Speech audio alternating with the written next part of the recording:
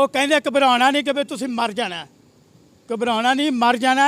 ਤੁਸੀਂ ਜ਼ਲੀਲ ਹੋਣਾ, ਤੁਸੀਂ ਖੁਆਰ ਹੋਣਾ, ਤੁਹਾਨੂੰ ਕੱਖ ਨਹੀਂ ਲੱਭਣਾ। ਦਾਲ ਮਸਾਲੇ ਵਾਲੀ ਦਾਲ, ਵਧੀਆ ਦਾਲ, ਕਰਾਰੀ ਦਾਲ, ਸੱਕੀਆਂ ਰੋਟੀਆਂ, ਲੋਹਾ ਲੱਲਣ ਟਿੰਡ ਬਵੇਲ, ਕਾਪੀਆਂ किताबों की रद्दी वेल, सोडे दियाँ खाली बोतल वेल। तो पंजाब के साथ मैं हूँ हाफिज़ खालिद और आज हम मौजूद हैं डिस्ट्रिक्ट पाकपतन के अंदर। और आज हम जिस मकसद के लिए निकले हुए हैं कि रियासत मदीना और नए पाकिस्तान के अंदर आवाम किस तरह जी रही है और आवाम गुर्बत के हाथों कितनी तंग है, ये बताने के लिए आज हमारे साथ एक रेहड़ीबान मौजूद हैं। और ये साबका रिटायर आर्मी पर्सन है, यानी कि रिटायर फ़ौजी हैं। इनसे हम जानेंगे कि इनकी हालात ज़िंदगी कैसी गुजर रही है और रियासत मदीना और नए पाकिस्तान के अंदर ये ज़िंदगी कैसे बसर कर रहे हैं, किन किन मुश्किलात का सामना है और इनका क्या मौक़िफ़ है, ये हम आपको सुनाएंगे। अस्सलाम वालेकुम बाबा जी। वालेकुम सलाम जी। बाबा जी की नाम है? लियाकत अली जी। बाबा जी सानू पता लगा तुसी आर्मी चो रिटायर हो? हाँ जी, मैं रिटायरमेंट है तो मैं 84 च भर्ती है, सन 2002 के चौथे महीने च आया मैं। तो मीर ने जी कोई पेंशन वधाती है, इन्हें तो एक 10 रुपये वधाए, वो भी पता नहीं किमें वधाए है।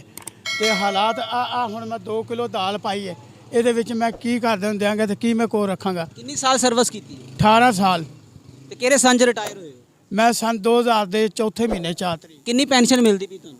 मैनू जी हुण 12000 मिलती पई। 12000 पेंशन मिलती? हाँ जी। कितने बच्चे ने? मेरे 5 बच्चे है जी।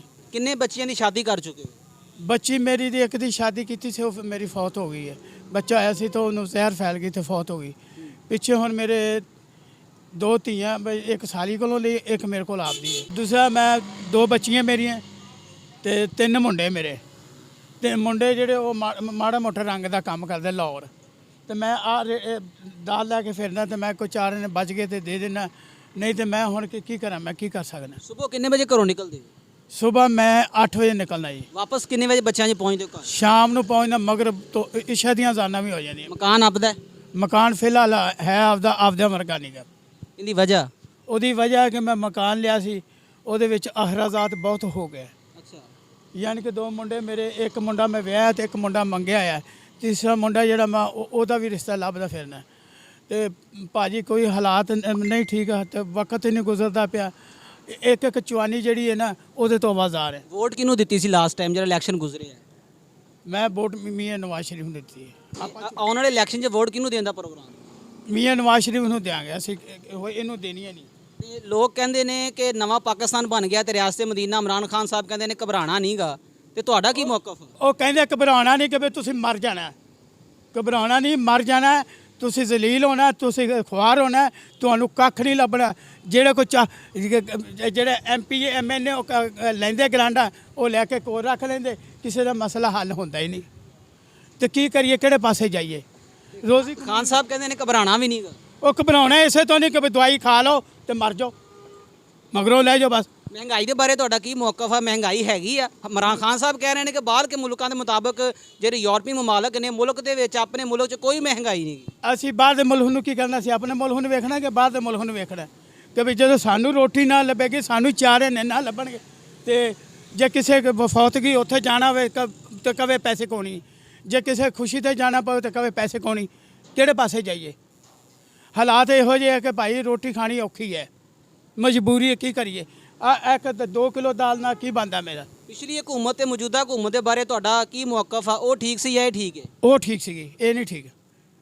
ਤੁਹਾਨੂੰ ਬਹੁਤ ਸਾਰੇ ਲੋਕ ਦੇਖ ਰਹੇ ਨੇ, ਬਹੁਤ ਸਾਰੇ ਵਜ਼ਾਰਾ ਦੇਖ ਰਹੇ ਨੇ, ਤੇ ਤੁਸੀਂ ਉਹਨਾਂ ਦੇ ਨਾਮ ਮਹਿੰਗਾਈ ਦੇ ਹਵਾਲੇ ਨਾਲ ਆਪਣਾ ਕੀ ਪੈਗਾਮ ਦਿਓਗੇ? ਅਸੀਂ ਤਾਂ ਇਹ ਕਹਾਂਗੇ ਵੀ ਮਹਿੰਗਾਈ ਸਸਤੀ ਹੋਣੀ ਚਾਹੀਦੀ ਹੈ। ਘਿਓ, ਲੂਣ, ਮਿਰਚ, ਦਾਲ, ਬਾਲਣ, ਆਟਾ, ਚੀਨੀ, ਬਾਕੀ ਇਹ ਭਾਵੇਂ ਸਾਰੀ ਉਮਰ ਰਹੇ, ਸਾਨੂੰ ਕੋਈ ਇਤਰਾਜ਼ ਨਹੀਂ। ਬਾਕੀ ਜਿਹੜਾ ਕਰੋਨਾ ਵਾਇਰਸ ਠੀਕ ਹੈ ਧੱਕੀ ਜਾਂਦਾ ਨਾ, ਇਹ ਕੀ ਪਤਾ ਹੁਣ ਬੰਦਿਆਂ ਨੂੰ ਮਾਰਨ ਦਾ ਸਿਲਸਿਲਾ ਹੈ ਜਾਂ ਇਹਨਾਂ ਨੂੰ ਜ਼ਿੰਦਾ ਰੱਖਣ ਦਾ सिलसिला है या बंदे ने मफाद च, ये सानू नहीं पता। बहुत शुक्रिया जी। नाज़रीन, वॉइस ऑफ पंजाब के ऊपर आज हमने महंगाई के ऊपर आपको एक रिटायर आर्मी पर्सन की बात सुनाई है। ये बुज़ुर्ग आदमी है, सुबह से निकलते हैं, शाम तक अपनी रोज़ी कमाते हैं, लेकिन इनका मौक़िफ़ है कि मुल्क के अंदर जो महंगाई है वो यही है कि गरीब इस मुल्क में वाकई नहीं रहेगा। इंशाल्लाह वॉइस ऑफ पंजाब की टीम बहुत जल्द एक नए प्रोग्राम के साथ, एक नई आवाम के साथ, तो इसके लिए विज़िट करते रहें voice of Punjab. Cameraman Ali Asghar Tutti के साथ Hafiz Khalid, voice of Punjab, district Pakpattan.